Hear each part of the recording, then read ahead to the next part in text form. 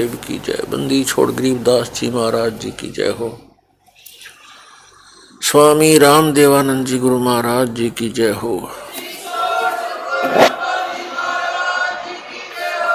Grieve Namo Namo सतपुरुष को नमस्कार गुरु की नहीं। सुर नर मुनि जन साधुआं संतों सर्वस दे नहीं। सतगुरु साहेब संत सब डंडो तुम प्रणाम। आगे पीछे मध हुए तिनको जा कुर्बान। पुण्यात्मा, परमात्मा साकार है और एक स्थान पर विराजमान है, वो नर आकार है। आपको दिखाते हैं ढेर सारे प्रमाण वेदों में कि परमात्मा साकार है, नर आकार है, ऊपर के लोकों में विराजमान है, वहाँ से गति करके आता है और अपने तत्व ज्ञान को स्वयं ही सुनाता है, बताता है। कवियों की तरह वो आचरण करता है। जो ये कहते हैं कि परमात्मा निराकार है और वेदों में निराकार लिखा है, उन्होंने वेदों का कैक है भी पता नहीं। और महर्षि दयानंद पूर्ण रूप से अज्ञानी थे, उनको वेदों का कैक है भी ज्ञान नहीं था। आपके सामने अब ढेर सारे प्रमाण प्रस्तुत करते हैं। पुण्यात्माओं, ये दयानंद के चेले कहते हैं रामपाल ने ना तो संस्कृत आती, ना वो विशुद्ध रूप से उच्चारण कर पाता। अरे भले आदमियों, जैसे कोई बालक है, छोटा सा बच्चा तोतला बोलता हो तो माँ उसकी सारी भाषा समझती है। भी केम चाव है, दूध मांगे है, रोटी मांगे है, रोटी कहेगा तो भी माँ समझ जाएगी रोटी मांगे है। दूध दू करेगा तो भी समझ जाएगी दूध मांगे है। तो नो समझ लो दास उस परमात्मा का बालक है और मेरा परमात्मा मेरी सारी भाषा समझता है। और इन आचार्यों ने और इन विद्वानों ने, दयानंद के चेल्या ने सारी उम्र खोदी गछामी गछामी करता ने। और ये दयानंद के चेले नो कहे रामपाल ने वैदिक रीति से वेद नहीं पढ़े, ये दयानंद तुमने पढ़ रखे वेद काट दी टाट, ज्ञान भर दिया, कख भी नहीं पता इन लोगों को। और सबसे बड़ी खुशी तो ये मनानी चाहिए, इनको कुछ अकल आनी चाहिए जो विरोध कर रहे हैं दास का, कि ये कहते हैं रामपाल ने संस्कृत नहीं आती और ये सारे ग्रंथ खोल के दर दिए। तो यही दिमाग से काम ले लो, हु इज रामपाल, ये दास उस परमात्मा का। ये रामपाल दास उस परम पिता का, उस परमेश्वर कबीर देव का दास है। उसकी दी हुई बुद्धि से सब सदग्रंथों को समझा है। कहते 9 मन सूत उलझिया, ये ऋषि रहे झकमार, और सतगुरु यानी तत्वदर्शी संत ईसा सुलझा दे उलझन दूजी बार। अब ईसा सुलझा दिया है, इस कलयुग में नहीं उलझ सकता अभी। अब ये थोड़े से दिन में ये ट्या ट्या करने वाले हैं ना विरोधी, सिर पटक कर बैठ जाएंगे। जनता इन्हें बोलने नहीं देगा, बच्चा बच्चा भी बस चुप हो जाओ, तेरे दिन सुन ली तुम्हारी ये बकवाद। अरे सामने प्रमाण दिखा रहा है, दास ने गला पड़ा लिया और जेल तक जा लिया इस सच्चाई को ऊपर लाने के लिए, और ये फिर भी बकवाद कर रहे हैं। इस दास ने तो न्यौछावर कर रखा है जीवन परमात्मा के लिए। परमात्मा के बच्चों तक तो इस तत्व ज्ञान को पहुंचा कर छोड़ूंगा, चाहे कुछ भी बीतो मेरे साथ।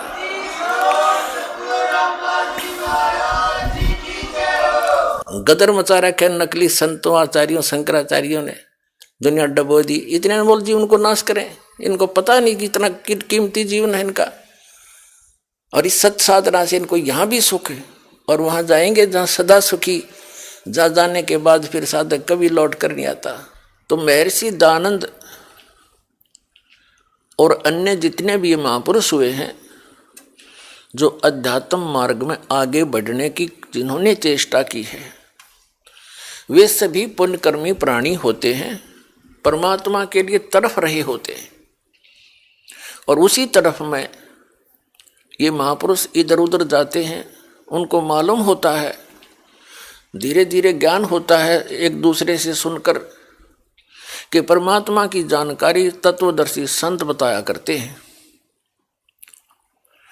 तो संतों की खोज में सभी महापुरुष निकल पड़ते हैं। पुण्यात्माएं जितनी भी हैं वो भगवान की भक्ति बिना नहीं रह सकते, उसके लिए वो संतों के पास जाते हैं उनका सौभाग्य और दुर्भाग्य साथ होता है। उनको जैसे संत मिलते हैं वो उनको परम संत मानकर आश्रित हो जाते हैं, उनके द्वारा प्राप्त ज्ञान पर वो दृढ़ होकर लग जाते हैं। उन्हीं में से एक ये महर्षि दयानंद पुण्यकर्मी प्राणी थे। इनके घर में किसी चीज की कमी नहीं थी, ब्राह्मण वर्ण में जन्म था। इनके पूज्य पिताजी उदिच्य ब्राह्मण थे और यजुर्वेदी थे। यजुर्वेद का वो पाठ करते थे और जमीन भी थी इनके कुछ।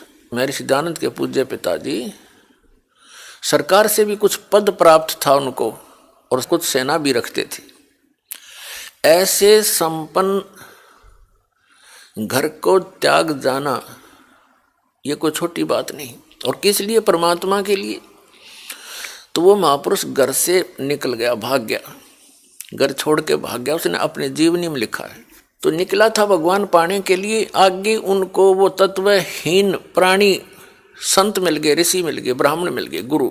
महर्षि दयानंद जी ने 13 गुरु किए और अन्य से बहुतों से ज्ञान ग्रहण किया, लेकिन उनकी जीवनी में लिखा है वो 13 गुरु उन्होंने धारण किए और उनके चरणों में बैठकर उन्होंने वेद ज्ञान, वैदिक ज्ञान प्राप्त किया। और उन अज्ञानियों से ग्रहण ज्ञान के आधार से स्वयं वक्ता बन गए। ये जिज्ञासु बन के निकले थे और उस तत्व ज्ञान के आधार से वो वक्ता बन गए, औरों को ज्ञान प्रचार करने लगे उस अड़ंगे का जो 13 ज्ञानियों से ग्रहण किया था। और उसका अपना अनुभव उन्होंने अपने जो जीवन काल में जो कुछ भी जाना समझा, वेदों को अपना अनुभव किया, वो सत्यार्थ प्रकाश नामक एक पुस्तक बना के समाज को प्रवेश कर दिया। महापुरुष चले जाते हैं, उनके बाद उनके ज्ञान का जो प्रतीक है, उन्हीं का जो साक्षी है, उनका अनुभव होता है। तो महर्षि दयानंद का जो अनुभव है वो उनके सत्यार्थ प्रकाश नामक पुस्तक में लिपिबद्ध है और वो टोटली वेद विरुद्ध है। तो ये महर्षि कौन से साइड पे था? जब एक भी वेद से ज्ञान नहीं मिलता इसका, और वेदों को सत्य मानता है। और इनके चेले ने कहे रामपाल ने संस्कृत ना आती, और महर्षि दयानंद ने तो गुरुओं के चरणों में बैठ कर वैदिक ज्ञान प्राप्त किया था। अब जिन गुरुओं से उसने जैसा ज्ञान प्राप्त किया था वैदिक, अब इसके सत्यार्थ प्रकाश से और वेदों से तोल कर यह दास दिखा होगा। पुण्यात्माओं, जो व्यक्ति वेदों से परिचित नहीं और वेदों को आधार मान के श्रद्धालुओं को ज्ञान बांटते हैं, तो उन्होंने भगत समाज के सामने सत्य पेश नहीं किया, असत्य का डंडोरा पीट दिया, असत्य की मुनादी कर डाली। आर्य समाज के व्यक्ति सभी ये मानते हैं कि महर्षि दयानंद जी वेदों के पूर्ण विद्वान थे, और वो ये भी मानते हैं कि महर्षि दयानंद जी ने वेदों के आधार से सत्यार्थ प्रकाश नामक पुस्तक की रचना की है। और ये भी कहते हैं आर्य समाज और महर्षि दयानंद तथा वेद परमात्मा को निराकार मानते हैं। आर्य समाज और महर्षि दयानंद तो कुछ भी मानते रहो, पर वेदों का नाम लेकर भी क्यों झूठ बोलते हो तुम? वेदों को क्यों बदनाम करते हो? देखिएगा, वेद परमात्मा को साकार बताते हैं, नर आकार बताते हैं, सशरीर बताते हैं, उसका नाम कबीर देव है। कबीर, हम उसको कबीर साहब कहते हैं। महर्षि दयानंद जी और उनके अनुयायी नहीं मानते कि परमात्मा कहीं ऊपर किसी एक स्थान पर विराजमान है, जबकि वेदों में ढेर सारे प्रमाण हैं कि परमात्मा एक स्थान पर ऊपर के लोक में रहता है और वहां से गति करके चल के यहां आता है, अच्छी आत्माओं को मिलता है। अब आपके समक्ष इन्हीं आर्य समाज के प्रवर्तक महर्षि दयानंद सरस्वती जी द्वारा अनुवादित तथा उनके ही अनुयायी आचार्यों द्वारा अनुवादित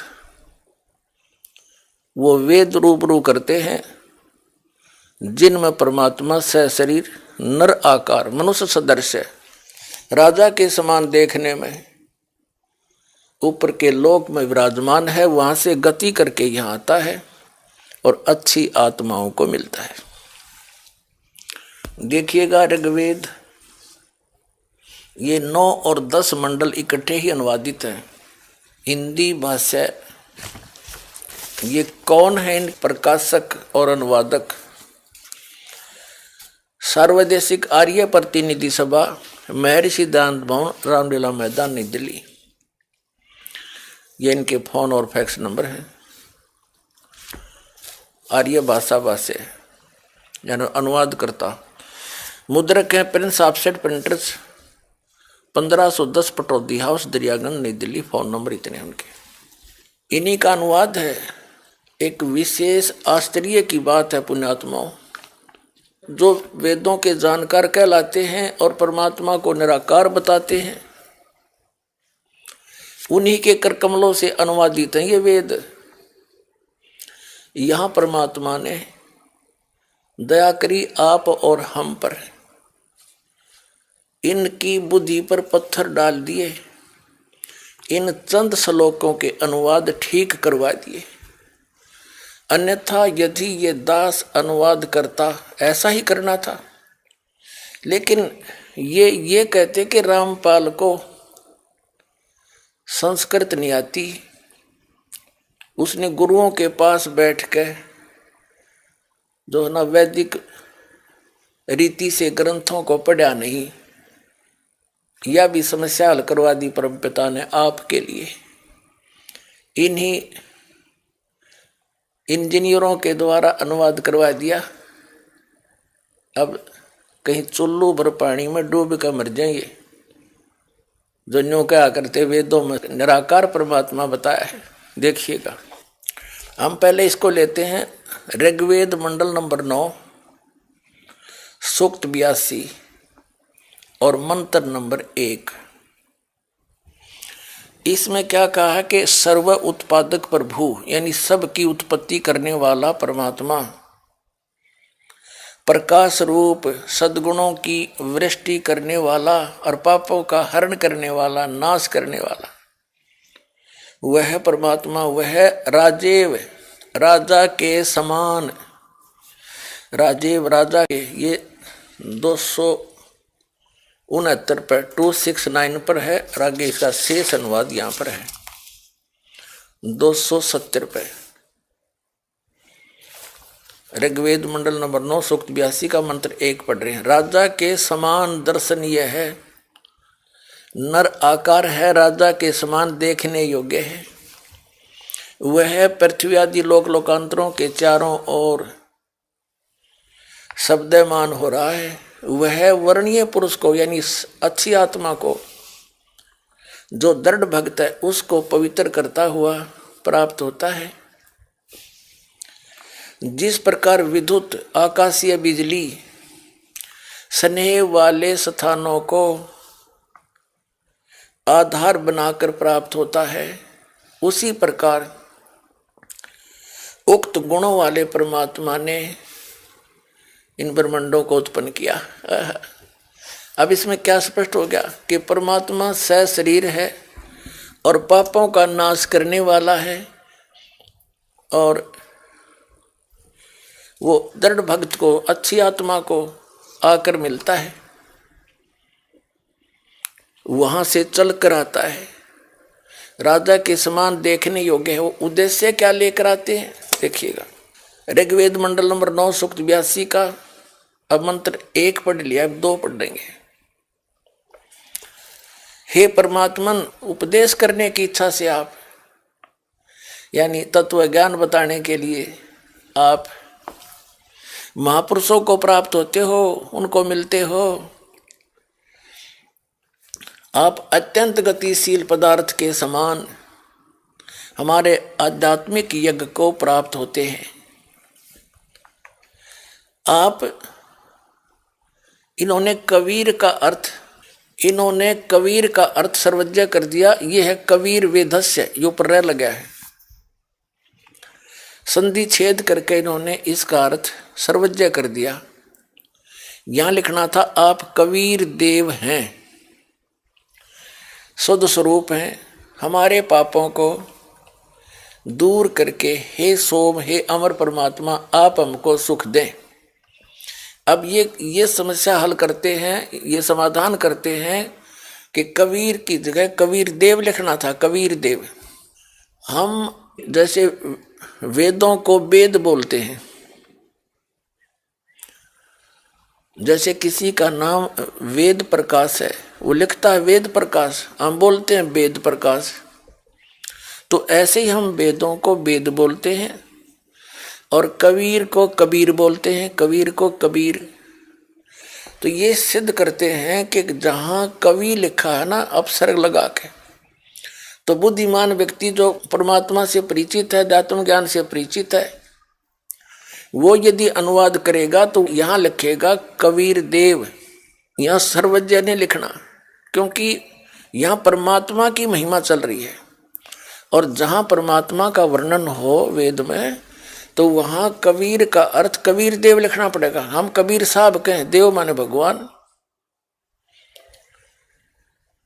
जिस प्रकार इन्होंने यजुर्वेद के अनुवाद में किया है वो दिखाते हैं। देखिएगा, ये यजुर्वेद है, हमने ऋग्वेद रख दिया, अब यजुर्वेद में दिखाते हैं। प्रकाशक हैं सर्वदेशी कार्य प्रतिनिधि सभा 2/5 महर्षि दान भवन, रामलीला मैदान, नई दिल्ली से छपा। ये इसका अनुवाद करता है। मुद्रक हैं Prince offset printers 1510 Pataudi house, Daryaganj, नई दिल्ली से। इसके हम आपको 36 में अध्याय में ले चलते हैं। 36 में अध्याय, ये अध्याय 36वां 63 अध्याय। इसके प्रथम मंत्र में लिखा है कि रेचम वाचम परपदे मनो यजु परपदे। ये यजु शब्द है, इसका 2 अपसर्ग लगे हैं। तो इसका अनुवाद महर्षि दानव जी ने बिल्कुल ठीक किया है। देखिएगा यहां पर क्या है, यजु का अर्थ कर दिया यजुर्वेद, बिल्कुल सही लिखा। यदि इस शब्द का अर्थ कर देते तो कैसे जानते कि यजुर्वेद के बारे में कहा ये। ठीक इसी प्रकार जहां पर वेदों में परमात्मा की महिमा हो तो वहां लिखना पड़ेगा कि आप कबीर देव हैं, सर्वज्ञ। कोई कवि सर्वज्ञ हुआ आज तक? यदि कोई काव्यकार के बारे में कोई प्रकरण हो, प्रसंग हो, तो वहां कवि शब्द अंडरस्टूड है, काव्यकार है। लेकिन परमात्मा की महिमा है वेद में जहां पर, तो वहां कबीर देव लिखना पड़ेगा, उस कबीर का अर्थ। ठीक इसी प्रकार जहां पर कबीर शब्द है ऐसे लिखा हुआ, उसको कबीर देव लिखना चाहिए इन्होंने। हम वह को बै बोलते हैं, हम कवि को कवि बोलते हैं, कबीर। देव माने परमात्मा दिखाते हैं आपको इन्हीं के अनुवादों में। देखिएगा ये अथर्ववेद है, ये कहाँ से छपा है ये देखिएगा। प्रकाशक है पंडिता राकेशा रानी, प्रधान कार्यालय वेद मंदिर महात्मा वेद भिक्षु सेवाश्रम, लेखराम नगर, इब्राहिमपुर, मुकमेलपुर, दिल्ली। ठीक है, इसका चतुर्थ कांड देखेंगे। ये चतुर्थ कांड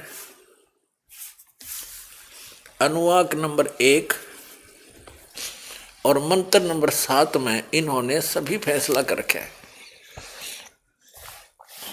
इसमें क्या लिखा है कि संस्कृत में ये अथर्वणम पित्रम देवबंधु बृहस्पतिम नमसा अवगच्छात त्वम विश्वेशाम जनीता यथा स कबीर देव न दबायत सवधावान। इसमें इन्होंने देखो, इन्होंने कबीर का अर्थ कर दिया मेधावी और सवधावान माने कर दिया अनुवास्वम धारण सामर्थ्य वाला। देव माने परमेश्वर, न माने कभी नहीं, दबायत माने ठगता। इसका देव माने परमेश्वर, ये कबीर देव, कबीर परमेश्वर लिख देते, कबीर देव लिख दे। ये देखो, हम इनकी व्याकरण को भी डिस्टर्ब करना नहीं चाहते, ये व्याकरण के ठेकेदार बन रहे हैं। इसको लिख दें कबीर देव सीधा, बस। देव माने परमेश्वर, ये खुद अनुवादित कर रहे हैं, और कबीर माने कबीर। हम कबीर देव कहने लगे, कबीर परमेश्वर। वेद में जहां कबीर लिखा है, जैसे यजुर लिखा है, यजुहु यजुर कवि ही कबीर, तो वो कबीर देव लिख दे जहां परमात्मा की महिमा चल रही हो।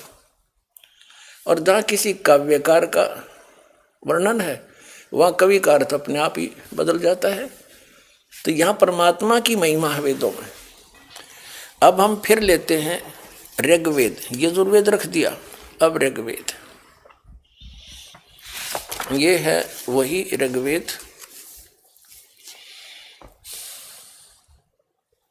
अनुवादकर्ता और ये मुद्रक, ये है। अब हम इसके ऋग्वेद मंडल नंबर 9, सूक्त नंबर 82 और मंत्र नंबर 1 को तो हम पढ़ चुके हैं, फिर पढ़ लेते हैं एक बार। 82 का मंत्र नंबर 1, इसमें कि ए सर्व उत्पादक प्रभु प्रकाश रूप सद्गुणों की वृष्टि करने वाला, पापों का हरण करने वाला, पाप नाश करने वाला, राजेव राजा के समान। ये 269 रुपये राजा के और 270 रुपये के समान दर्शनीय है। और वह पृथ्वी आदि लोक लोकांतरों के चारों ओर शब्दमान हो रहा है। वह वर्णीय पुरुष को, श्रेष्ठ पुरुष को, भक्त को, जो दृढ़ भक्त है उसको पवित्र करता हुआ प्राप्त होता है। जिस प्रकार विद्युत स्नेह वाले स्थानों को आधार बना के, विद्युत माने आकाशीय बिजली, प्राप्त होता है। अब इसका क्या अर्थ है? जैसे दृढ़ भक्त को, अच्छी आत्मा को भगवान मिलता है, और वो कैसे मिलता है? जैसे आकाशीय बिजली धातु विशेष पर गिरती है। जैसे पहले कांसी धातु के थाली और बेले हुआ करते, कांसी, और वर्षा के दिनों में यदि वो बाहर आंगन में पड़े होते तो हमारी दादी जी कहा करती कि इन कांसी के थाली और बेलों को अंदर रख लो। आकाशीय बिजली अमूमन कांसी धातु पर गिरती है, क्योंकि उसका उससे एक विशेष अट्रैक्शन होता है। ऐसे ही परमात्मा ऊपर के लोक में रहता, सतलोक में, जो लोक के तीसरे पृष्ठ पर विराजमान है, और वहां से गति करके आता है। उन अच्छी आत्माओं को, दृढ़ भक्तों को मिलता है, जो उनके मार्ग को आगे बढ़ा सके, विचलित ना हो, जो दृढ़ भक्त हो। उनसे उस परमात्मा का विशेष अट्रैक्शन होता है। वो परमात्मा किन किन को मिले हैं? आदरणीय धर्मदास साहिब जी को, बांधवगढ़ वाले को, आदरणीय मलुकदास साहिब जी को, आदरणीय नानक साहिब जी जो सिख धर्म के प्रवर्तक हैं, आदरणीय दादू साहिब जी को, आदरणीय गरीबदास साहिब जी गांव छुड़ानी जिला झज्जर वाले को, आदरणीय घीसा दास साहिब जी गांव खेखड़ा जिला मेरठ उत्तर प्रदेश वाले को, और आदरणीय महर्षि रामानंद जी को। तो इन महापुरुषों के बारे में दास को जानकारी है, जिन दृढ़ भक्तों को परमात्मा आकर मिले। तो उन महापुरुषों ने परमात्मा को जाना और सचखंड लेकर गए भगवान जहाँ वो रहते हैं सतलोक में, और वहाँ से वापस छोड़ा। फिर उन्होंने आंखों देखा हाल अपनी अमृतवाणी में वर्णन कर रखा है, और वो भी यही बताते हैं जो वेद बताते हैं। क्योंकि परमेश्वर कबीर जी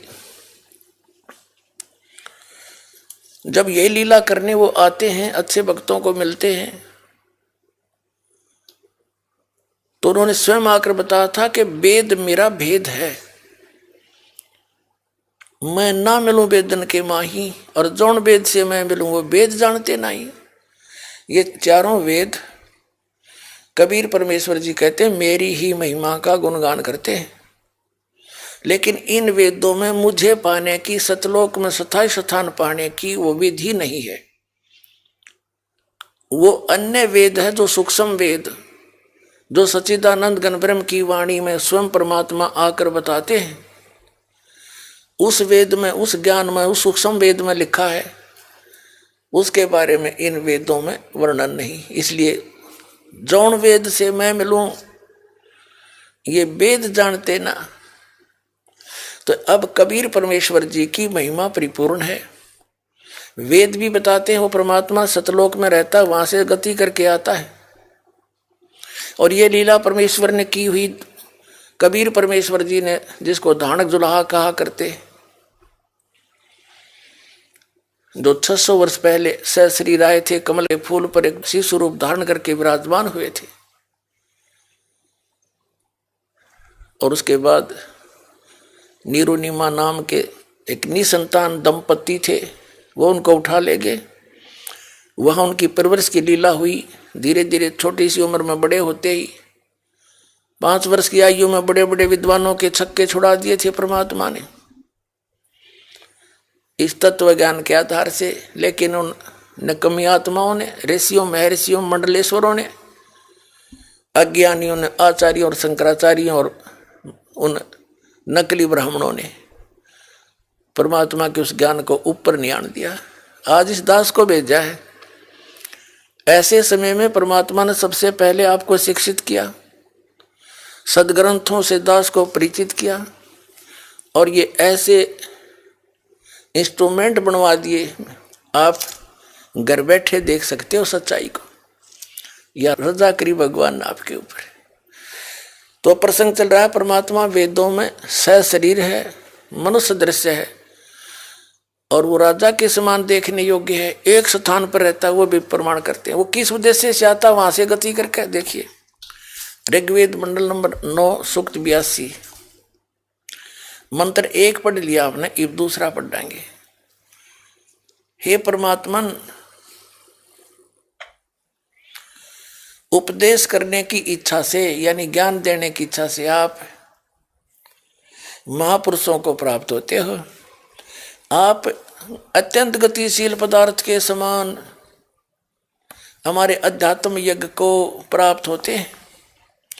आप, इन्होंने जो सर्वज्ञ कर दिया, यहाँ लिखना आप कबीर देव हैं। हम उसको कबीर साहब कहते, कबीर भगवान, अल्लाहू अकबर शुद्ध स्वरूप हैं। हमारे पापों को दूर करके हे सोम आप हमको सुख दें।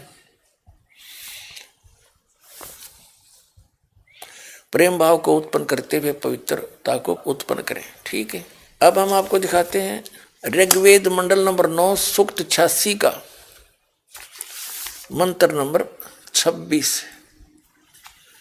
इसमें क्या है, ये कबीरत्व है। कबीरत्व यहां देखा, यज्ञ करने वाले यजमानों के लिए, यानी यज्ञ माने धार्मिक अनुष्ठान, भक्ति करने वाले यजमान माने भक्तों के लिए परमात्मा सब रास्तों को सुगम करता हुआ उनके विघ्नों को, संकटों को नाश करता है, मर्दन करता है, उनको पवित्र करता हुआ और अपने रूप को सरल करता हुआ वह कांति में परमात्मा वो कबीर देव है। यहाँ सर्वजनी यहाँ लिखना था कबीर देव, कबीर साहब विद्युत के समान क्रीड़ा करता हुआ वर्णीय पुरुष को यानी अच्छी आत्मा को, श्रेष्ठ भक्त को प्राप्त होता है। आप देखो ऋग्वेद मंडल नंबर 9 सूक्त 86 का मंत्र 26 पढ़ लिया, अब 27 पढ़ेंगे। इतना सा पढ़ेंगे, जो परमात्मा धूलोक के तीसरे पृष्ठ पर विराजमान है, ओए होए, एक स्थान पर रहता है। जो परमात्मा धूलोक के तीसरे पृष्ठ पर विराजमान है, वहां बैठा है। अपने आत्मा धूलोक का अर्थ है तेजो में लोक। वो सतलोक जिसको संत भाषा में हम सतलोक कहते हैं, सत्यलोक कहते हैं, सचखंड कहते हैं, वह पृथ्वी 100 प्रकाशित है हीरे की तरह। और उस सतलोक के 3 पोर्शन हैं, 3 विभाग डिवीजन हैं। तो उसके तीसरे विभाग में सबसे ऊपर वाले स्थान पर परमात्मा विराजमान है, गुम्बज के अंदर सिंहासन के ऊपर राजा की तरह। सिर पे मुकुट है, ऊपर सफेद छत्र है। अपने आत्मा महर्षि दयानंद क्या कहते हैं, क्या मानते हैं कि परमात्मा एक स्थान पर नहीं है। अब थोड़ा सा उसका प्रकरण दिखाते हैं सत्यार प्रकार से, फिर आगे चलेंगे। पहले महर्षि दयानंद द्वारा प्रकाशित उनका अनुभव सारे जीवन में, उन्होंने जैसा वेदों को जाना और जैसा सारे जीवन में अनुभव करके उसने अध्यात्म मार्ग को समझा, वो सारा का सारा अपना अनुभव सत्यार्थ प्रकाश नामक पुस्तक में लिख गए। तो इस सत्यार्थ प्रकाश को चाहे महर्षि दयानंद समझो, उनका अनुभव है, तो वही समझो। उन्होंने अपना सारा जो भी अंदर संग्रह था वो सारा लिख दिया। अब देखो महर्षि दयानंद जी क्या बताते हैं परमात्मा के विषय में। ये है सत्यार्थ प्रकाश।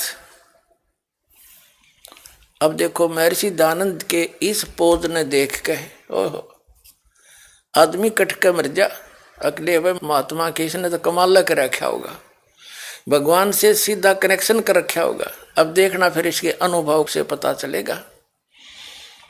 ये है अथ सत्यार्थ प्रकाश है। अब देखो इसमें क्या लिखा है कि वेद आदि विविध, यानी वेद आदि भिन्न भिन्न सद शास्त्र प्रमाणी, सद ग्रंथों से प्रमाण लेकर इसकी रचना की है। किसने? श्रीमत परमहंस परिव्राजकाचार्य महर्षि दयानंद सरस्वती स्वामी विरचित है।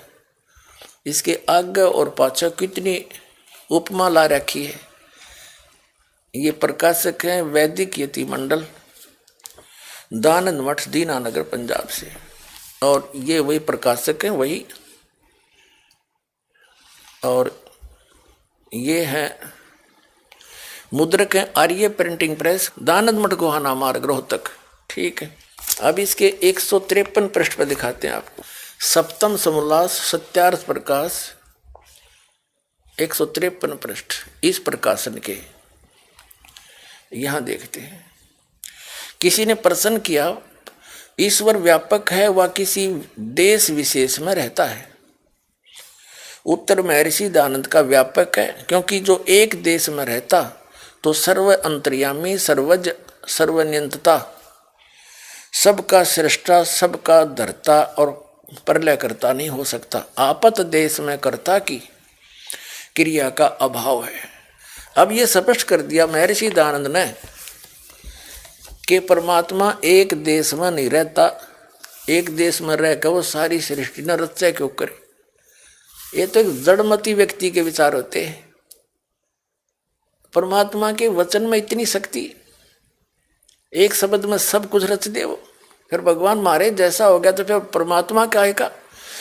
और दिखाते हैं कि महर्षि दयानंद ने इसी सत्यार्थ प्रकाश में इसी बात पर कटाक्ष किया है मुसलमान धर्म के ऊपर कि तुम्हारा खुदा क्या मनुष्य की तरह है जो एक स्थान पर रहता है, तो एक स्थान पर रहने वाला भगवान नहीं हो सकता। देखिए ये है सत्यार्थ प्रकाश चतुर्दश समोल्लास 14वें समोल्लास में 480 पे 480 पृष्ठ है। इसमें निश्चय ही परवरदिगार तुम्हारा अल्लाह है, जिसने पैदा किया आसमानों और पृथ्वी के बीच 6 दिन के, फिर करार पकड़ा, अर्श के तदबीर करता है काम की। अब ये कुरान शरीफ है, कुरान शरीफ की कोई आयत का अनुवाद है। महर्षि दयानंद ने इसके ऊपर कटाक्ष किया है, मिथ्या आलोचना की है ज्ञानता से। क्या कहा है? ये सिद्ध करता है कि ये लिखा है कि तो जो हो मेरे हुक्म से और हो गया। जब कुरान में ऐसा लिखा है फिर 6 दिन कभी नहीं लग सकते, इससे 6 दिन लगना झूठ है। जो वह व्यापक होता तो ऊपर अर्श के क्यों ठहरता, और जब तदबीर करता है काम की तो ठीक तुम्हारा खुदा मनुष्य के समान है।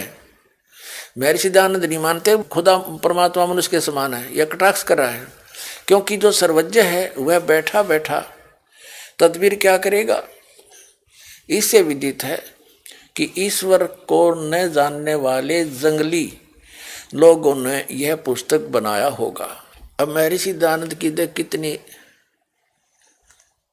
बेहुदे ढंग से इसने कैसे आलोचना की है। और ये क्या कहना चाह रहा है कि तुम कह रहे हो कि खुदा ने 6 दिन में सृष्टि रची, 7वें दिन तख्त पर जा बैठा, तो तख्त पर बैठ गया और तो उसका मतलब वो मनुष्य जैसा हुआ। मेरे सिद्धांत कहते हैं नहीं, वो तो व्यापक है, अर्थात एक स्थान पर नहीं रहता। आगे देखो इसी में 481 पृष्ठ पर 14वें समोल्लास के 481 पृष्ठ पर क्या कहता है। ये कोई आयत है कुरान की, ये इतनी इस तो इस पर अब अदर कटाक्ष करते हुए कहते हैं कुरान किधर की ओर से उतरा, क्या खुदा ऊपर रहता है? मेरे सिद्धांत नहीं मानते किधर रहता है, क्या खुदा ऊपर रहता है? जो ये बात सच है तो एक देशी होने से ईश्वर नहीं हो सकता। एक देशी माने एक स्थान पर बैठने वाला भगवान नहीं हो सकता, क्योंकि ईश्वर सब ठिकाने एक रस व्यापक है। पैगाम पहुंचाना हलकारे का काम है। हलकारा की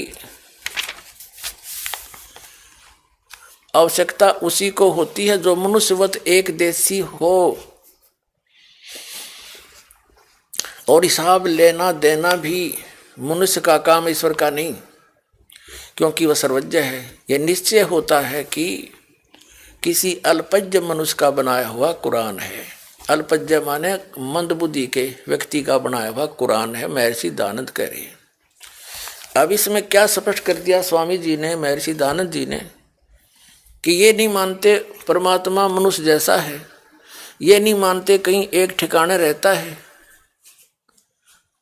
और आप जी को अभी वेदों में प्रमाण करते हैं कि वो एक स्थान पर रहता है, भूलोक के तीसरे स्थान पे, वहां से गति करके आता है, अच्छी आत्माओं को मिलता है, और परमात्मा मनुष्य दृश्य है, मनुष्यवत। अभी आपने सुने जगत गुरु तत्वदर्शी संत रामपाल जी महाराज के विचार, और आइए अब जानते हैं आर्य समाज प्रमुख के विचार। बंदी छोड़ भक्ति मुक्ति आश्रम बरवाला जिला हिसार हरियाणा के संचालक संत रामपाल दास की समस्या यह है कि वे शास्त्रीय परंपरा के व्यक्ति नहीं रहे। इसी कारण उनको शास्त्रीय नियमों की जानकारी नहीं है। उन्होंने विधिवत गुरु चरणों में बैठकर शास्त्रों का अध्ययन भी नहीं किया। वेद वेदांग आदि शास्त्रों का अध्ययन न करने के कारण वे वेदांगों के मर्म को, वास्तविक रहस्य को नहीं समझ पा रहे हैं। अभी आपने सुने आर्य समाज प्रमुख के विचार, और आइए अब जानते हैं जगत गुरु तत्वदर्शी संत रामपाल जी महाराज के विचार। ये दयानंद के चेले कहते हैं रामपाल ने ना तो संस्कृत आती, ना वो विशुद्ध रूप से उच्चारण कर पाता। अरे भले आदमियों, जैसे कोई बालक है, छोटा सा बच्चा तोतला बोलता हो, तो माँ उसकी सारी भाषा समझती है। भी केम चाव है, दूध मांगे है कि रोटी मांगे है। रोटी कहेगा तो भी माँ समझ जाएगी रोटी मांगे है।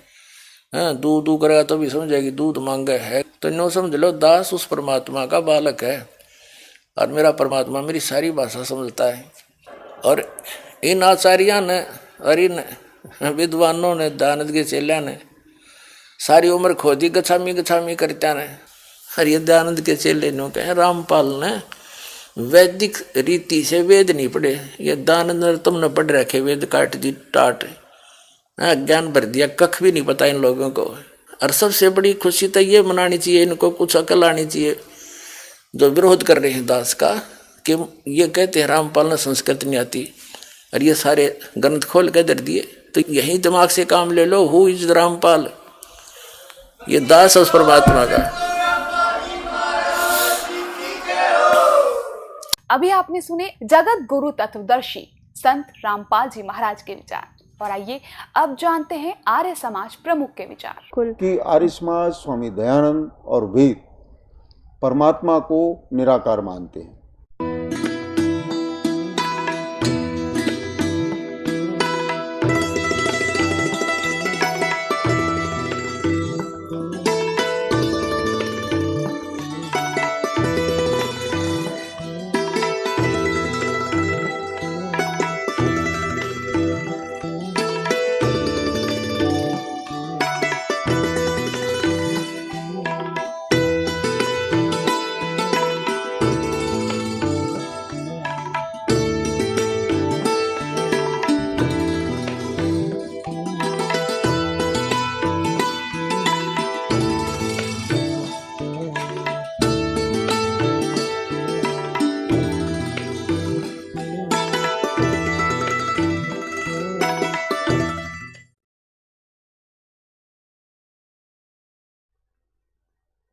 पूर्ण परमात्मा पाप कर्म दंड को भी काट सकता है। अभी तक जिस भी संत व महापुरुष से मिले, उन्होंने यही बताया कि पाप कर्म फल भोगने से ही समाप्त होगा।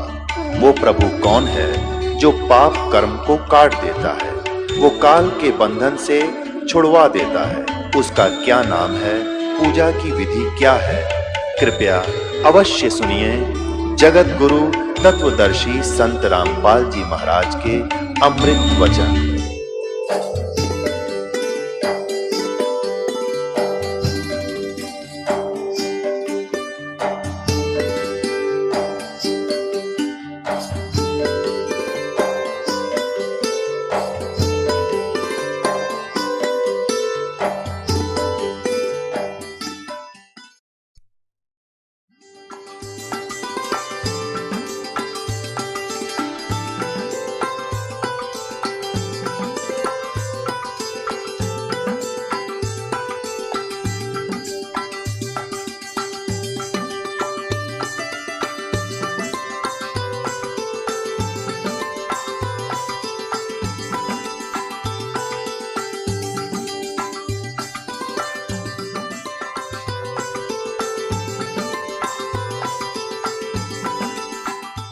नमस्कार दर्शकों, मैं हूं सोनिया और आप देख रहे हैं कार्यक्रम आध्यात्मिक ज्ञान चर्चा।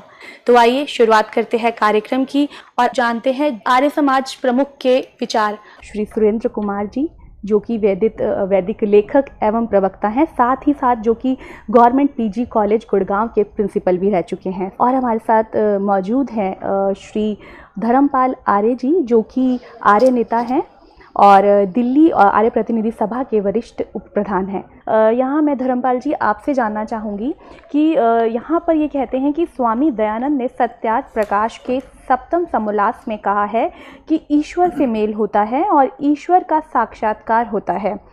इससे पता चलता है कि स्वामी दयानंद ईश्वर को साकार मानते हैं, क्योंकि मेल और साक्षात्कार साकार का स्थूल ही होता है। इस प्रकार स्वामी दयानंद जो परमात्मा को निराकार मानते हैं, तो क्या उन्हें परमात्मा का ज्ञान नहीं है? इस बारे में आप क्या कहना चाहेंगे? सोनिया जी, आपने बहुत सुंदर प्रश्न किया। दरअसल में मैं अपने दर्शकों को एक बात बताना चाहूँगा कि स्वामी दयानंद ने जो कुछ कहा जो कुछ लिखा, जो उनके साहित्य में हम देखते और पढ़ते हैं, उसमें एक विशेषता है, वो तर्क और प्रमाण को हमेशा साथ रखते हैं।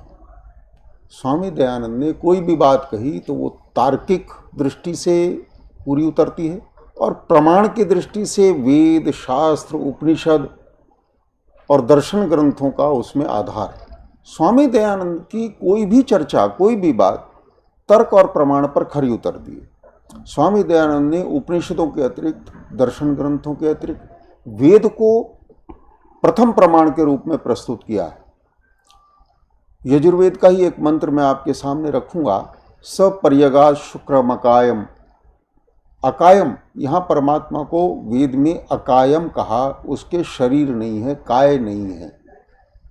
स्वामी दयानंद इस बात को मानते हैं, परमात्मा निराकार है, उन्हें इस बात को कहने में कोई हिचक नहीं।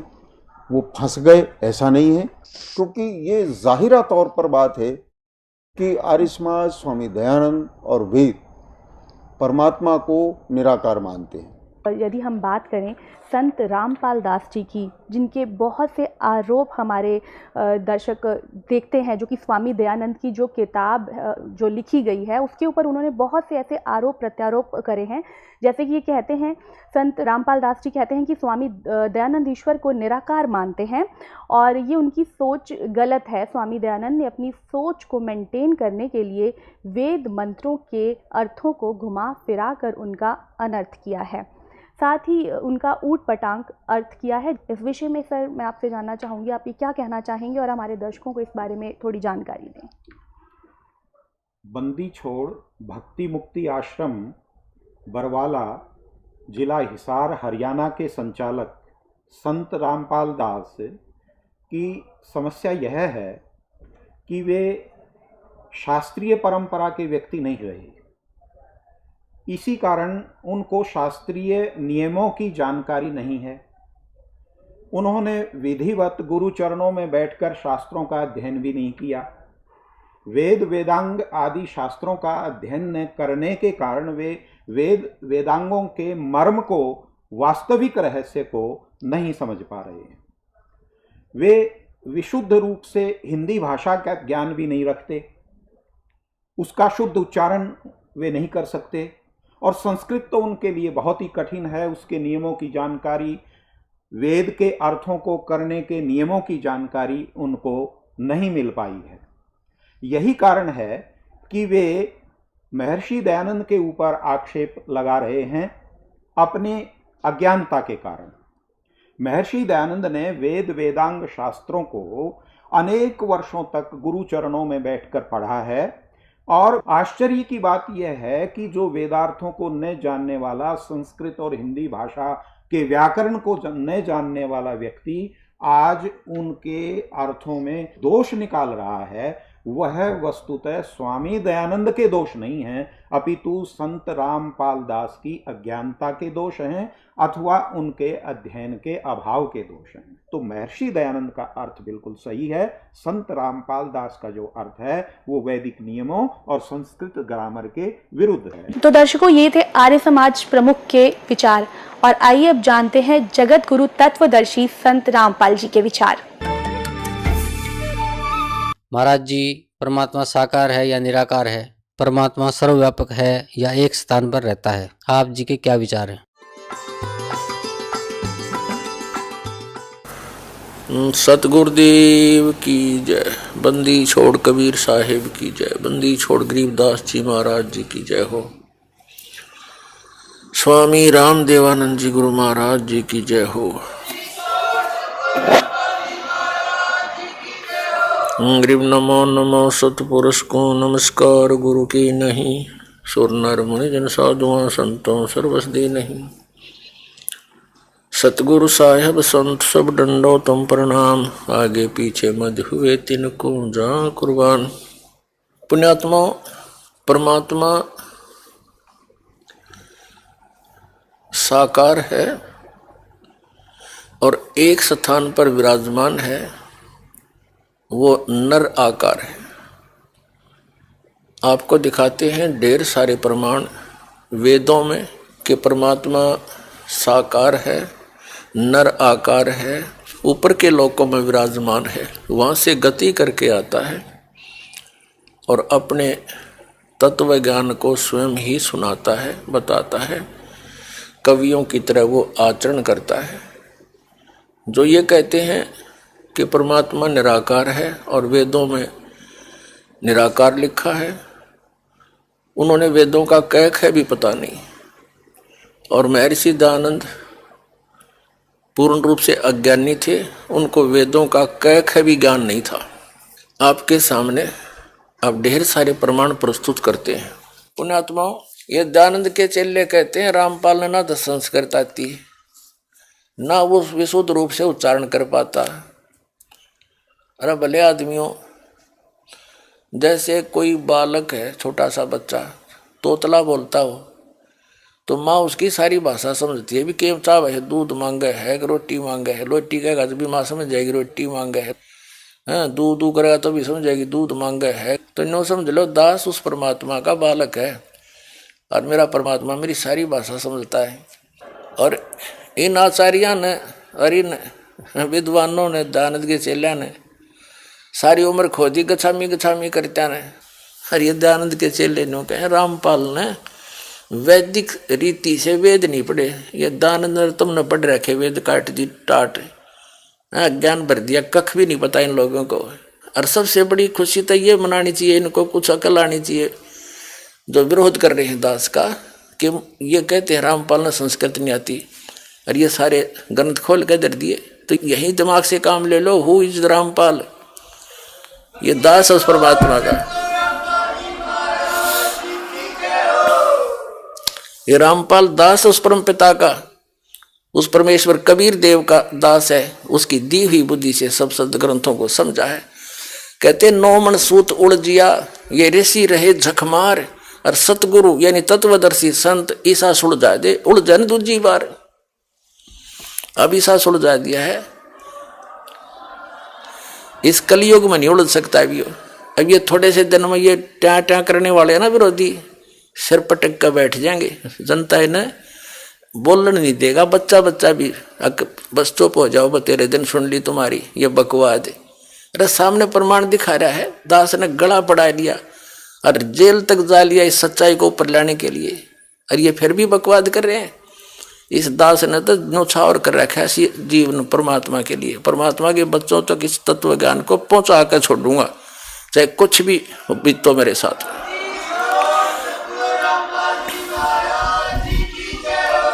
गदर मचा रखे नकली संतों, आचार्यों, शंकराचार्यों ने, दुनिया डबो दी। इतने अनमोल जीवन को नाश करें, इनको पता नहीं कि इतना कीमती जीवन है इनका। और इस सत साधना से इनको यहाँ भी सुख है और वहां जाएंगे जहाँ सदा सुखी। जा जाने के बाद फिर साधक कभी लौट कर नहीं आता। तो महर्षि दयानंद और अन्य जितने भी महापुरुष हुए हैं जो अध्यात्म मार्ग में आगे बढ़ने की जिन्होंने चेष्टा की है, वे सभी पुण्यकर्मी प्राणी होते हैं, परमात्मा के लिए तड़फ रहे होते हैं। और उसी तरफ में ये महापुरुष इधर उधर जाते हैं। उनको मालूम होता है, धीरे धीरे ज्ञान होता है एक दूसरे से सुनकर, कि परमात्मा की जानकारी तत्वदर्शी संत बताया करते हैं।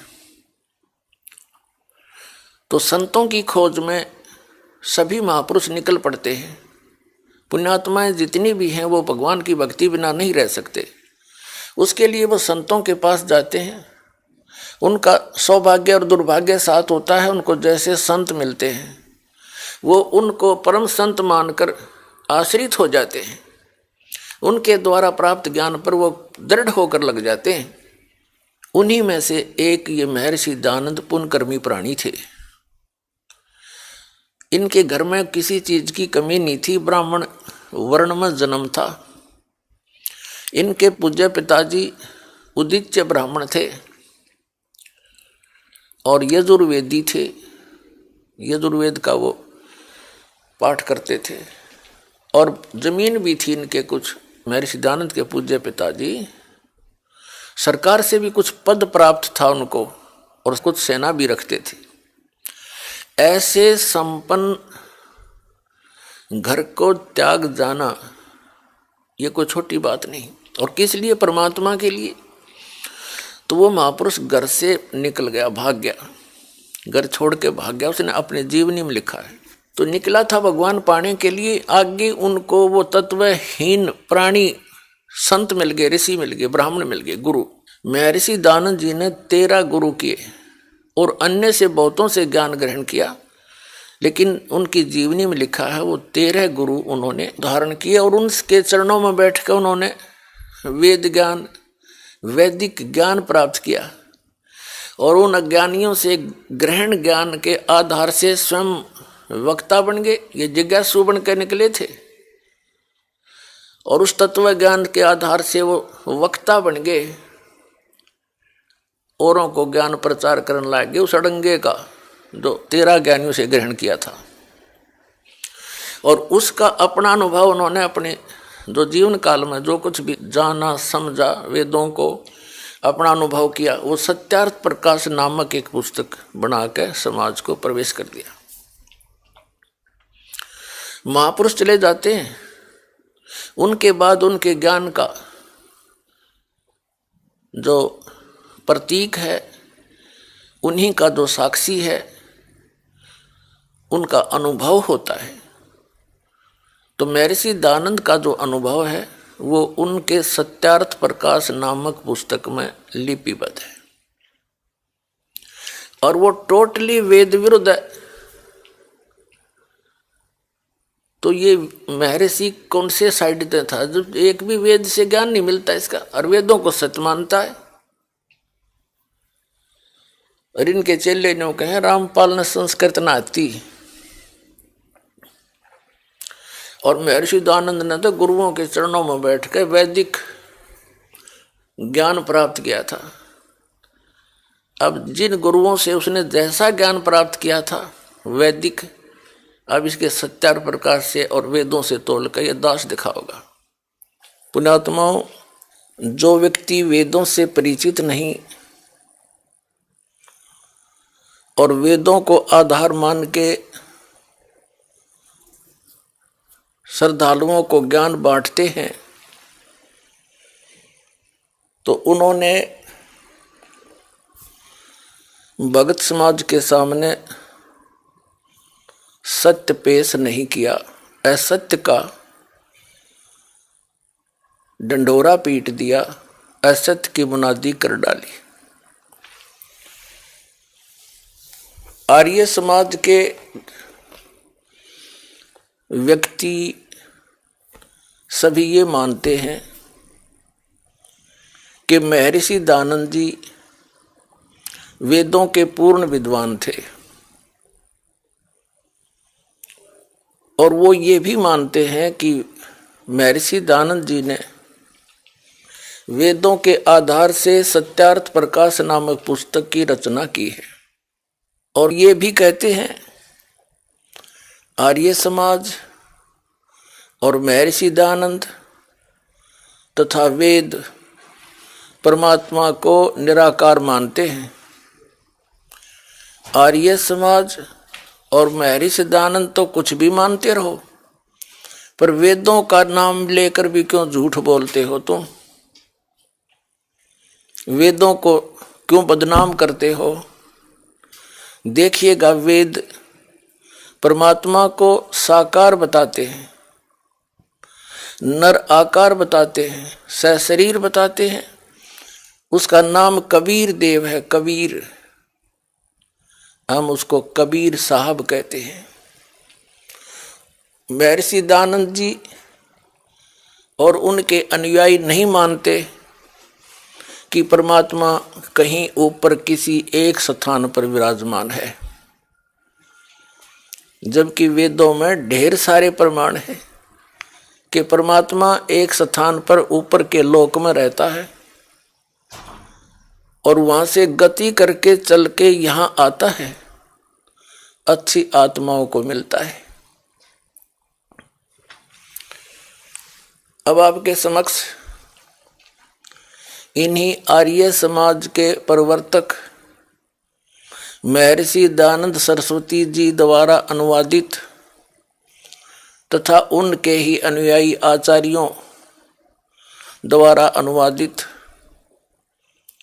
वो वेद रूबरू करते हैं जिनमें परमात्मा सशरीर नर आकार मनुष्य सदृश है, राजा के समान देखने में ऊपर के लोक में विराजमान है, वहां से गति करके यहाँ आता है और अच्छी आत्माओं को मिलता है।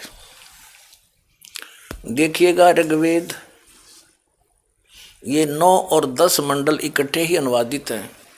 हिंदी भाषा ये कौन है इन प्रकाशक और अनुवादक?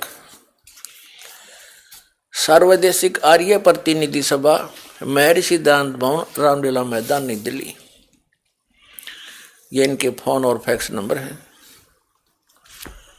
आर्य भाषा भाष्य यानी अनुवाद करता। मुद्रक हैं Prince offset printers, 1510 Pataudi house, Daryaganj, नई दिल्ली। फोन नंबर इतने उनके। इन्हीं का अनुवाद है। एक विशेष आश्चर्य की बात है पुण्यात्माओं, जो वेदों के जानकार कहलाते हैं और परमात्मा को निराकार बताते हैं, उन्हीं के कर कमलों से अनुवादित हैं ये वेद। यहां परमात्मा ने दया करी आप और हम पर, इनकी बुद्धि पर पत्थर डाल दिए, इन चंद श्लोकों के अनुवाद ठीक करवा दिए। अन्यथा यदि ये दास अनुवाद करता, ऐसा ही करना था।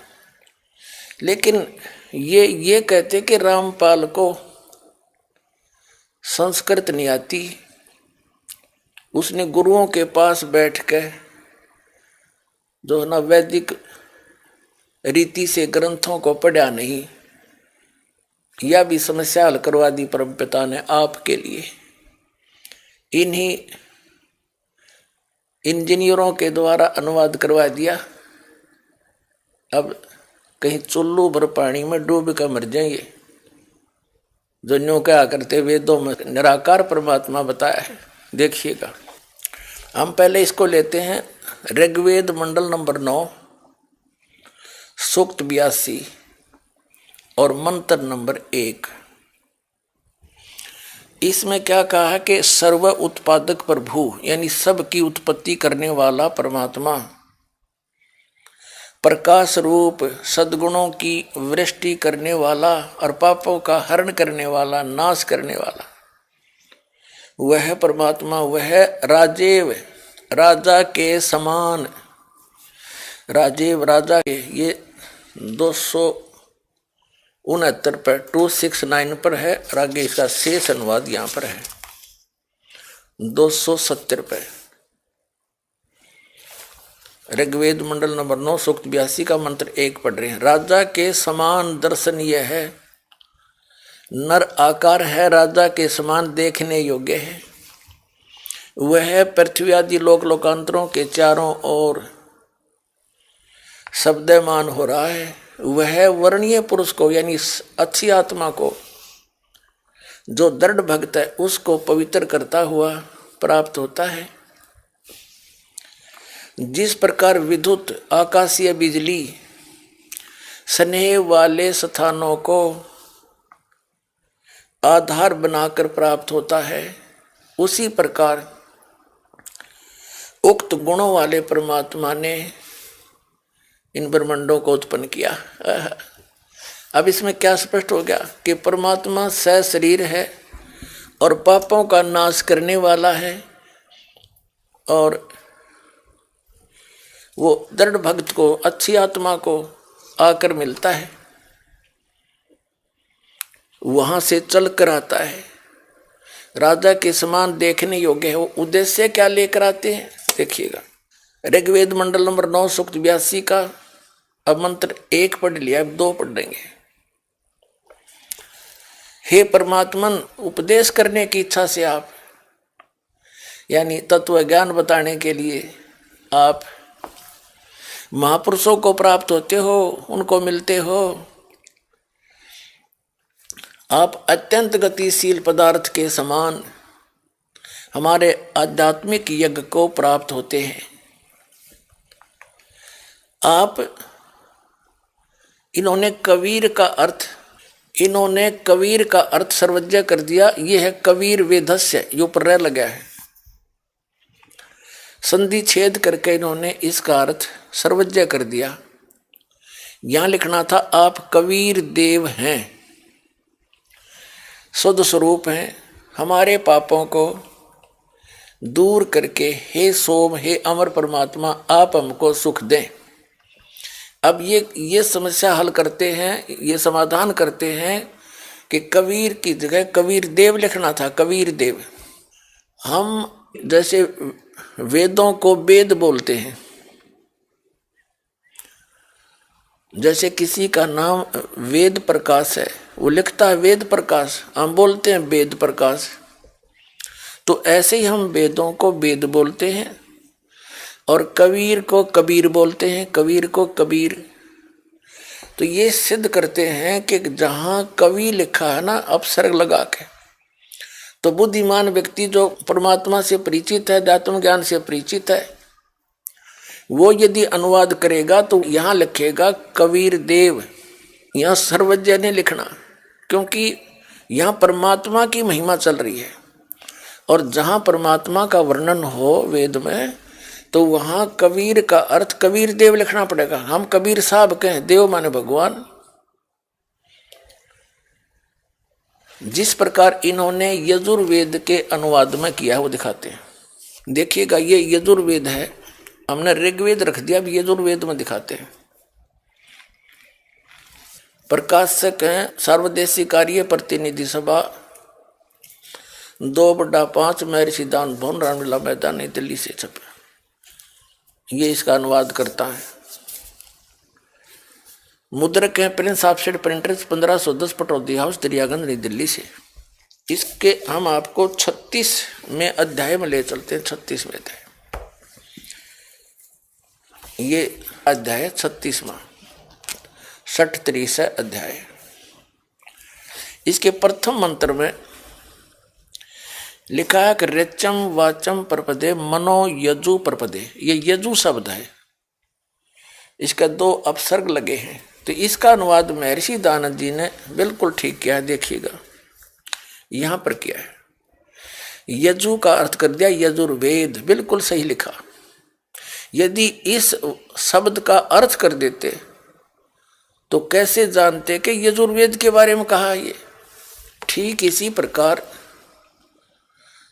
जहां पर वेदों में परमात्मा की महिमा हो तो वहां लिखना पड़ेगा कि आप कबीर देव हैं, सर्वज्ञ। कोई कवि सर्वज्ञ हुआ आज तक? यदि कोई काव्यकार के बारे में कोई प्रकरण हो, प्रसंग हो, तो वहां कवि शब्द अंडरस्टूड है, काव्यकार है। लेकिन परमात्मा की महिमा है वेद में जहां पर, तो वहां कबीर देव लिखना पड़ेगा, उस कबीर का अर्थ। ठीक इसी प्रकार जहां पर कबीर शब्द है ऐसे लिखा हुआ, उसको कबीर देव लिखना चाहिए इन्होंने। हम वह को बै बोलते हैं, हम कवि को कवि बोलते हैं, कबीर। देव माने परमात्मा दिखाते हैं आपको इन्हीं के अनुवादों में। देखिएगा ये अथर्ववेद है, ये कहाँ से छपा है ये देखिएगा। प्रकाशक है पंडिता राकेशा रानी, प्रधान कार्यालय वेद मंदिर महात्मा वेद भिक्षु सेवाश्रम, लेखराम नगर, इब्राहिमपुर, मुकमेलपुर, दिल्ली। ठीक है, इसका चतुर्थ कांड देखेंगे। ये चतुर्थ कांड अनुवाक नंबर 1 और मंत्र नंबर 7 में इन्होंने सभी फैसला कर रखा है। इसमें क्या लिखा है कि संस्कृत में ये अथर्वणम पित्रम देवबंधु बृहस्पतिम नमसा अवगच्छात त्वम विश्वेशाम जनीता यथा स कबीर देव न दबायत सावधावान। इसमें इन्होंने देखो, इन्होंने कबीर का अर्थ कर दिया मेधावी, और सावधावान माने कर दिया अनुवास्वम धारण सामर्थ्य वाला, देव माने परमेश्वर। न माने कभी नहीं, दबायत माने ठगता। इसका देव माने परमेश्वर, ये कबीर देव, कबीर परमेश्वर लिख देते, कबीर देव लिख दे। ये देखो, हम इनकी व्याकरण को भी डिस्टर्ब करना नहीं चाहते, ये व्याकरण के ठेकेदार बन रहे हैं। इसको लिख दें कबीर देव सीधा, बस। देव माने परमेश्वर, ये खुद अनुवादित कर रहे हैं, और कबीर माने कबीर। हम कबीर देव कहने लगे, कबीर परमेश्वर। वेद में जहां कबीर लिखा है, जैसे यजुर लिखा है, यजुहु यजुर, कवि ही कबीर, तो वो कबीर देव लिख दे जहां परमात्मा की महिमा चल रही हो।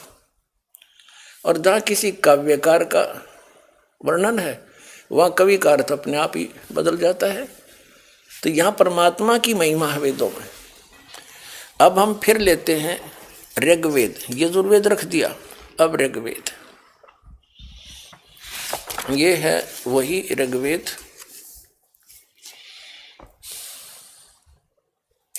अनुवादकर्ता और ये मुद्रक, ये है। अब हम इसके ऋग्वेद मंडल नंबर 9, सूक्त नंबर 82 और मंत्र नंबर 1 को तो हम पढ़ चुके हैं, फिर पढ़ लेते हैं एक बार। 82 का मंत्र नंबर 1, इसमें कि ए सर्व उत्पादक प्रभु, प्रकाश रूप, सद्गुणों की वृष्टि करने वाला, पापों का हरण करने वाला, पाप नाश करने वाला, राजे राजा के समान। ये 269 रुपये राजा के और 270 रुपये के समान दर्शनीय है। और वह पृथ्वी आदि लोक लोकांतरों के चारों ओर शब्दमान हो रहा है। वह वर्णीय पुरुष को, श्रेष्ठ पुरुष को, भक्त को, जो दृढ़ भक्त है उसको पवित्र करता हुआ प्राप्त होता है। जिस प्रकार विद्युत स्नेह वाले स्थानों को आधार बना के, विद्युत माने आकाशीय बिजली, प्राप्त होता है। अब इसका क्या अर्थ है? जैसे दृढ़ भक्त को, अच्छी आत्मा को भगवान मिलता है, और वो कैसे मिलता है? जैसे आकाशीय बिजली धातु विशेष पर गिरती है। जैसे पहले कांसी धातु के थाली और बेले हुआ करते, कांसी, और वर्षा के दिनों में यदि वो बाहर आंगन में पड़े होते तो हमारी दादी जी कहा करती कि इन कांसी के थाली और बेलों को अंदर रख लो। आकाशीय बिजली अमूमन कांसी धातु पर गिरती है, क्योंकि उसका उससे एक विशेष अट्रैक्शन होता है। ऐसे ही परमात्मा ऊपर के लोक में रहता, सतलोक में, जो लोक के तीसरे पृष्ठ पर विराजमान है, और वहां से गति करके आता है। उन अच्छी आत्माओं को, दृढ़ भक्तों को मिलता है, जो उनके मार्ग को आगे बढ़ा सके, विचलित ना हो, जो दृढ़ भक्त हो, उनसे उस परमात्मा का विशेष अट्रैक्शन होता है। वो परमात्मा किन किन को मिले हैं? आदरणीय धर्मदास साहिब जी को, बांधवगढ़ वाले को, आदरणीय मलुकदास साहिब जी को, आदरणीय नानक साहिब जी जो सिख धर्म के प्रवर्तक हैं, आदरणीय दादू साहिब जी को, आदरणीय गरीबदास साहिब जी गांव छुड़ानी जिला झज्जर वाले को, आदरणीय घीसा दास साहिब जी गांव खेखड़ा जिला मेरठ उत्तर प्रदेश वाले को, और आदरणीय महर्षि रामानंद जी को। तो इन महापुरुषों के बारे में दास को जानकारी है, जिन दृढ़ भक्तों को परमात्मा आकर मिले। तो उन महापुरुषों ने परमात्मा को जाना और सचखंड लेकर गए भगवान जहाँ वो रहते हैं, सतलोक में, और वहाँ से वापस छोड़ा। फिर उन्होंने आंखों देखा हाल अपनी अमृतवाणी में वर्णन कर रखा है, और वो भी यही बताते हैं जो वेद बताते हैं। क्योंकि परमेश्वर कबीर जी जब यही लीला करने वो आते हैं, अच्छे भक्तों को मिलते हैं, तो उन्होंने स्वयं आकर बताया था कि वेद मेरा भेद है। मैं ना मिलूं वेदन के माही, और जौन वेद से मैं मिलूं वो वेद जानते नहीं। ये चारों वेद कबीर परमेश्वर जी कहते हैं मेरी ही महिमा का गुणगान करते हैं, लेकिन इन वेदों में मुझे पाने की, सतलोक में स्थायी स्थान पाने की वो विधि नहीं है। वो अन्य वेद है जो सूक्ष्म वेद, जो सच्चिदानंद घन ब्रह्म की वाणी में स्वयं परमात्मा आकर बताते हैं। उस वेद में, उस ज्ञान में, उस सूक्ष्म वेद में लिखा है, उसके बारे में इन वेदों में वर्णन नहीं। इसलिए जौन वेद से मैं मिलूं ये वेद जानते ना। तो अब कबीर परमेश्वर जी की महिमा परिपूर्ण है। वेद भी बताते हैं वो परमात्मा सतलोक में रहता है, वहां से गति करके आता है, और ये लीला परमेश्वर ने की हुई। कबीर परमेश्वर जी ने, जिसको धानक जुलाहा कहा करते, जो 600 वर्ष पहले सहश्री राय थे, कमल के फूल पर एक शिव स्वरूप धारण करके विराजमान हुए थे, और उसके बाद नीरुनिमा नाम के एक निसंतान दंपति थे, वो उनको उठा ले गए। वहाँ उनकी परवरिश की लीला हुई। धीरे धीरे छोटी सी उम्र में बड़े होते ही 5 वर्ष की आयु में बड़े बड़े विद्वानों के छक्के छुड़ा दिए थे परमात्मा ने इस तत्व ज्ञान के आधार से। लेकिन उन नकमी आत्माओं ने, ऋषियों, महर्षियों, मंडलेश्वरों ने, अज्ञानियों ने, आचार्यों और शंकराचार्यों और उन नकली ब्राह्मणों ने परमात्मा के उस ज्ञान को ऊपर नहीं आने दिया। आज इस दास को भेजा है। ऐसे समय में परमात्मा ने सबसे पहले आपको शिक्षित किया, सदग्रंथों से दास को परिचित किया, और ये ऐसे इंस्ट्रूमेंट बनवा दिए, आप घर बैठे देख सकते हो सच्चाई को। या रजा करी भगवान ने आपके ऊपर। तो प्रसंग चल रहा है, परमात्मा वेदों में सशरीर है, मनुष्य दृश्य है, और वो राजा के समान देखने योग्य है। एक स्थान पर रहता है, वो भी प्रमाण करते हैं। वो किस उद्देश्य से आता, वहां से गति करके देखिए। ऋग्वेद मंडल नंबर 9 सूक्त 82 मंत्र 1 पढ़ लिया आपने, अब दूसरा पढ़ देंगे। हे परमात्मन, उपदेश करने की इच्छा से, यानी ज्ञान देने की इच्छा से आप महापुरुषों को प्राप्त होते हो।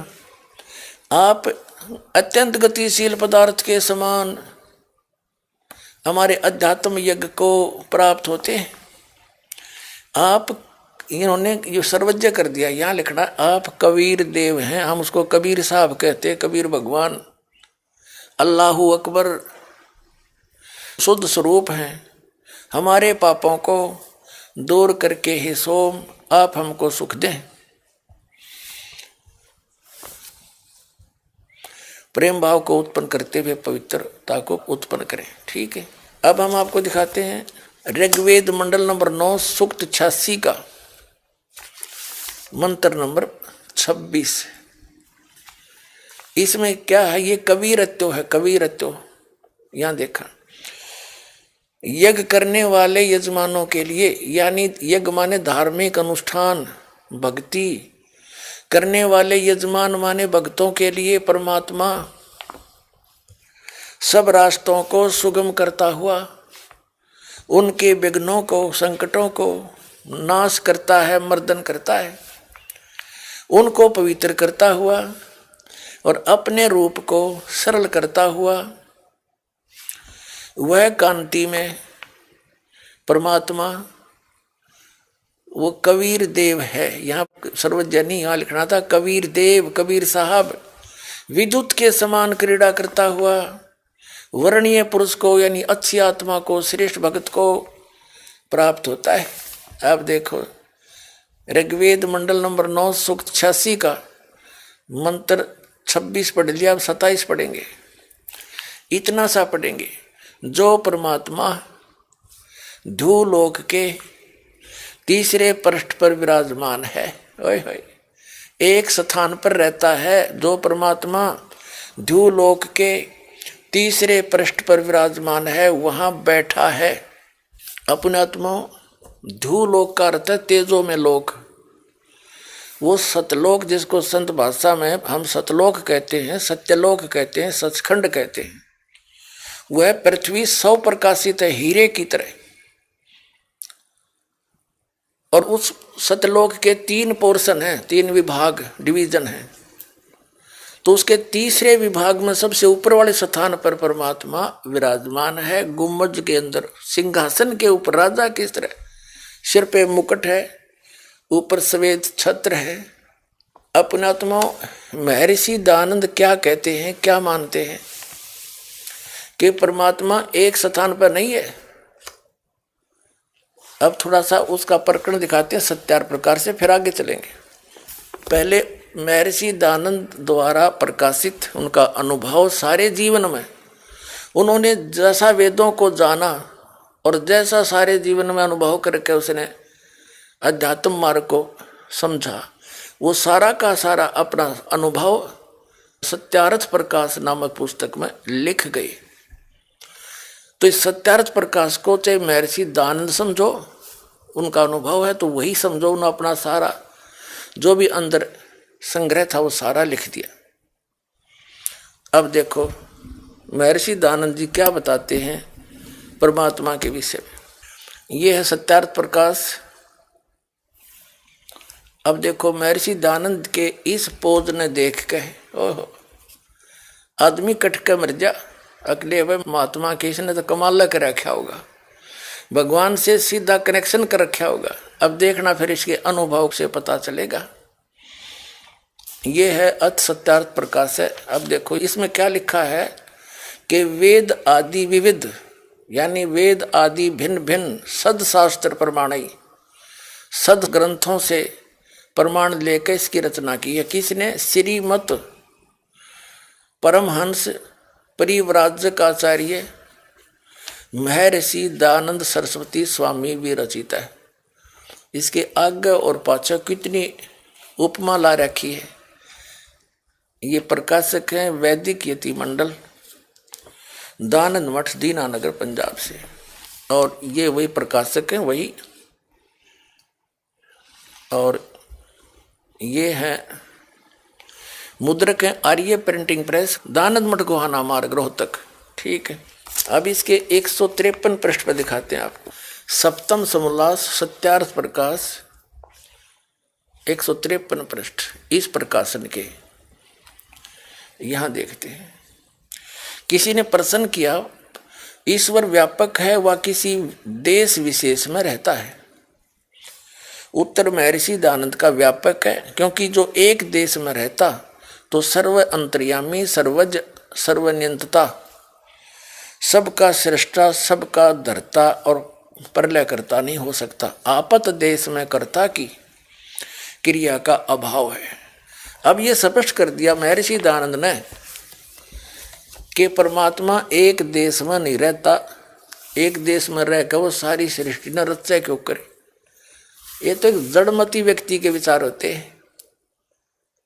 परमात्मा के वचन में इतनी शक्ति, एक शब्द में सब कुछ रच दे वो। फिर भगवान मारे जैसा हो गया तो फिर परमात्मा क्या है का। और दिखाते हैं कि महर्षि दयानंद ने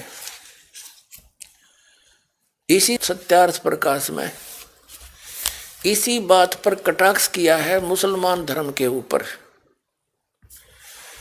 कि तुम्हारा खुदा क्या मनुष्य की तरह है जो एक स्थान पर रहता है, तो एक स्थान पर रहने वाला भगवान नहीं हो सकता। देखिए ये है सत्यार्थ प्रकाश चतुर्दश समोल्लास, 14वें समोल्लास में 480 पे 480 पृष्ठ है। इसमें निश्चय ही परवरदिगार तुम्हारा अल्लाह है जिसने पैदा किया आसमानों और पृथ्वी के बीच 6 दिन के, फिर करार पकड़ा, अर्श के तदबीर करता है काम की। अब ये कुरान शरीफ है, कुरान शरीफ की कोई आयत का अनुवाद है। महर्षि दयानंद ने इसके ऊपर कटाक्ष किया है, मिथ्या आलोचना की है ज्ञानता से। क्या कहा है? ये सिद्ध करता है कि ये लिखा है कि तो जो हो मेरे हुक्म से और हो गया। जब कुरान में ऐसा लिखा है, फिर 6 दिन कभी नहीं लग सकते। इससे 6 दिन लगना झूठ है। जो वह व्यापक होता तो ऊपर अर्श के क्यों ठहरता। और जब तदबीर करता है काम की तो ठीक तुम्हारा खुदा मनुष्य के समान है। महर्षि दयानंद नहीं मानते खुदा परमात्मा मनुष्य के समान है, यह कटाक्ष कर रहा है। क्योंकि जो सर्वज्ञ है वह बैठा बैठा तदबीर क्या करेगा। इससे विदित है कि ईश्वर को न जानने वाले जंगली लोगों ने यह पुस्तक बनाया होगा। अब महर्षि दयानंद की देख कितनी बेहुदे ढंग से इसने कैसे आलोचना की है। और ये क्या कहना चाह रहा है कि तुम कह रहे हो कि खुदा ने 6 दिन में सृष्टि रची, 7वें दिन तख्त पर जा बैठा। तो तख्त पर बैठ गया और तो उसका मतलब वो मनुष्य जैसा हुआ। मेरे सिद्धांत कहते हैं नहीं, वो तो व्यापक है, अर्थात एक स्थान पर नहीं रहता। आगे देखो इसी में 481 पृष्ठ पर 14वें समोल्लास के 481 पृष्ठ पर क्या कहता है। ये कोई आयत है कुरान की, ये इतनी इस तो इस पर अब अदर कटाक्ष करते हुए कहते हैं कुरान की इधर की ओर से उतरा। क्या खुदा ऊपर रहता है? मेरे सिद्धांत नहीं मानते किधर रहता है। क्या खुदा ऊपर रहता है? जो ये बात सच है तो एक देशी होने से ईश्वर नहीं हो सकता। एक देशी माने एक स्थान पर बैठने वाला भगवान नहीं हो सकता, क्योंकि ईश्वर सब ठिकाने एक रस व्यापक है। पैगाम पहुंचाना हलकारे का काम है। हलकारा की आवश्यकता उसी को होती है जो मनुष्यवत एक देशी हो। और हिसाब लेना देना भी मनुष्य का काम, ईश्वर का नहीं, क्योंकि वह सर्वज्ञ है। यह निश्चय होता है कि किसी अल्पज्ञ मनुष्य का बनाया हुआ कुरान है। अल्पज्ञ माने मंदबुद्धि के व्यक्ति का बनाया हुआ कुरान है, महर्षि दयानंद कह रहे हैं। अब इसमें क्या स्पष्ट कर दिया स्वामी जी ने, महर्षि दयानंद जी ने, कि ये नहीं मानते परमात्मा मनुष्य जैसा है, ये नहीं मानते कहीं एक ठिकाने रहता है। और आप जी को अभी वेदों में प्रमाण करते हैं कि वो एक स्थान पर रहता है, भूलोक के तीसरे स्थान पे, वहां से गति करके आता है, अच्छी आत्माओं को मिलता है। और परमात्मा मनुष्य दृश्य है, मनुष्यवत। अभी आपने सुने जगत गुरु तत्वदर्शी संत रामपाल जी महाराज के विचार। और आइए अब जानते हैं आर्य समाज प्रमुख के विचार। बंदी छोड़ भक्ति मुक्ति आश्रम बरवाला जिला हिसार हरियाणा के संचालक संत रामपाल दास की समस्या यह है कि वे शास्त्रीय परंपरा के व्यक्ति नहीं रहे। इसी कारण उनको शास्त्रीय नियमों की जानकारी नहीं है। उन्होंने विधिवत गुरु चरणों में बैठकर शास्त्रों का अध्ययन भी नहीं किया। वेद वेदांग आदि शास्त्रों का अध्ययन न करने के कारण वे वेदांगों के मर्म को, वास्तविक रहस्य को नहीं समझ पा रहे हैं। अभी आपने सुने आर्य समाज प्रमुख के विचार। और आइए अब जानते हैं जगत गुरु तत्वदर्शी संत रामपाल जी महाराज के विचार। ये दयानंद के चेले कहते हैं रामपाल ने ना तो संस्कृत आती, ना वो विशुद्ध रूप से उच्चारण कर पाता। अरे भले आदमियों, जैसे कोई बालक है, छोटा सा बच्चा तोतला बोलता हो तो माँ उसकी सारी भाषा समझती है। भी केम चाव है, दूध मांगे है, रोटी मांगे है। रोटी कहेगा तो भी माँ समझ जाएगी रोटी मांगे है। दूध दू करेगा तो भी समझ जाएगी दूध मांगे है। तो नो समझ लो दास उस परमात्मा का बालक है, और मेरा परमात्मा मेरी सारी भाषा समझता है। और इन आचार्यों ने और इन विद्वानों ने, दयानंद के चेल्या ने सारी उम्र खोदी गछामी गछामी करता ने। और ये दयानंद के चेले ने कहे रामपाल ने वैदिक रीति से वेद नहीं पढ़े। ये दयानंद तुमने पढ़ रखे वेद काट दी टाट, ज्ञान भर दिया, कख भी नहीं पता इन लोगों को। और सबसे बड़ी खुशी तो ये मनानी चाहिए, इनको कुछ अकल आनी चाहिए जो विरोध कर रहे हैं दास का, कि ये कहते हैं रामपाल ने संस्कृत नहीं आती। और ये सारे ग्रंथ खोल के दर दिए। तो यही दिमाग से काम ले लो, हु इज रामपाल, ये दास उस परमात्मा का। अभी आपने सुने जगत गुरु तत्वदर्शी संत रामपाल जी महाराज के विचार, और आइए अब जानते हैं आर्य समाज प्रमुख के विचार। कि आर्य समाज स्वामी दयानंद और वेद परमात्मा को निराकार मानते हैं।